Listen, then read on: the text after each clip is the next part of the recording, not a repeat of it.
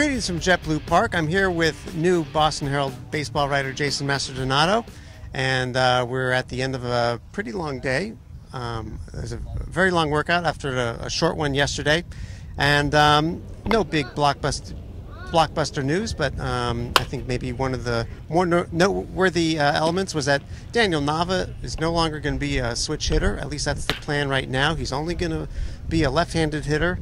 Just from what I said a second ago, I struggled from the right side last year, and being that I wasn't getting consistent at bats, it's worth a shot because maybe it allowed me to get some more at bats. He's just given up hitting lefties from the right side, so that's something we're going to keep our eye on, and you can probably expect a story about that subject in the Boston Herald. And Jason, I think you were focused on Henry Owens today. What's your angle? Yeah, it's really interesting because Henry Owens is obviously one of the better pitching prospects that the Red Sox have, but the entire front office and coaching staff was watching him throw live bullpen session, or live batting practice, I'm sorry. So everybody's there watching him. We know that he's in trade rumors. Do the Philadelphia Phillies want Henry Owens? Do other teams want to get Henry Owens? And talking to Daniel Nava, who watched it pretty closely, he said it was a good bullpen or a good live batting practice session, but it wasn't anything that made him go wow. I mean, I think that's what we keep seeing with Owens, is that they still think he's going to be really good, but they don't know yet, and right now he's just kind of sitting with those other pitching prospects that they have. Do you think that increases the chances of him being dealt in like a Cole Hamels trade or Jordan Zimmerman? I think it's possible. I mean, the changeup, and Ryan Hannigan sat in and saw the changeup and swung and missed completely. He said that was one of the better changeups he's seen. But it's different than velocity to project going forward. They don't know how good he's going to be. So I think that he would be expendable in a very good trade for the Red Sox. They would consider doing it. What else? There was a bunch of meetings this morning.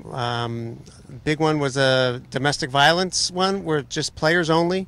Obviously, MLB will not admit it, but what happened in the NFL with Ray Rice and Adrian Peterson is kind of a big instigator of having some increasing awareness there. And also the coaches met with officials from MLB about pace of play, and they're going to be relaying what they heard. And I'm sure that Hanley Ramirez and David Ortiz will be listening intently to find out what they have to do differently, because those are two of the slowest hitters in the game today, and they're going to have to change their act.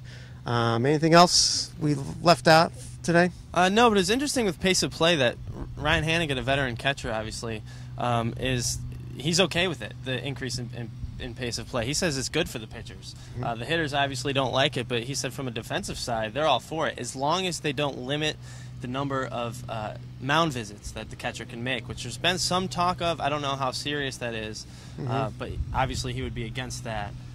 But going forward, I think, it benefits the pitchers. Yeah, it's funny how every player is out for what benefits them the most. I think they should decrease those mound visits as well. So everyone's got to pay a price. Okay, that wraps it up from a nice day here in Fort Myers. Sorry about the weather back home, guys, but we've all been there. So spring is coming, and thanks for clicking on us.